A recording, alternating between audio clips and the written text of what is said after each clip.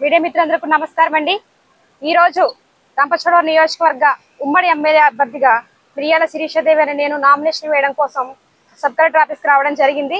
ప్రస్తుతం రాష్ట్రంలో జరుగుతున్నటువంటి అరాచక పాలనకు, జగన్మోహన్ రెడ్డి అరాచక పాలనకు చరమగీతం పాడడానికి ఒక శాసనసభ్యురాలుగా నేను నామినేషన్ వేయడం జరిగింది। రాబోయే ఎన్నికల్లో ఖచ్చితంగా రాష్ట్రంలో మన చంద్రబాబు నాయుడు గారు గెలవబోతా ఉన్నారు। రాష్ట్రానికి రాబోయే రోజుల్లో మంచి రోజులు రాబోతా ఉన్నాయి। ఈ రాక్షస పాలన నుంచి ప్రజలు విముక్తి కలగడానికి ఎప్పుడా అని ఎదురు చూస్తా ఉన్నారు।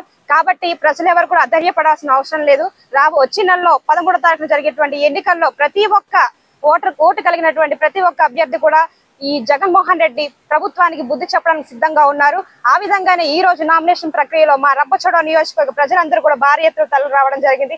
మాకు మద్దతుగా ఈ ప్రస్తుతం రాష్ట్రంలోనే కాదు, ఈ రంపచోడవరం నియోజకవర్గంలో కూడా ఒక రాక్షసుడు పరిపాలిస్తా ఉన్నాడు, ప్రాంతాన్ని దోచుకు తింటా ఉన్నాడు। వాడికి బుద్ధి చెప్పడం కోసం మాకు అండగా నిలిచారు ప్రజలందరూ కూడా। కాబట్టి ఈ సందర్భంగా నేను ఒకటే తెలియజేస్తా ఉన్నాను, రాష్ట్రంలోనూ అదేవిధంగా రంపచోడవరం నియోజకవర్గంలోనూ ఖచ్చితంగా తెలుగుదేశం జెండా ఎగరైపోతా ఉన్నాము।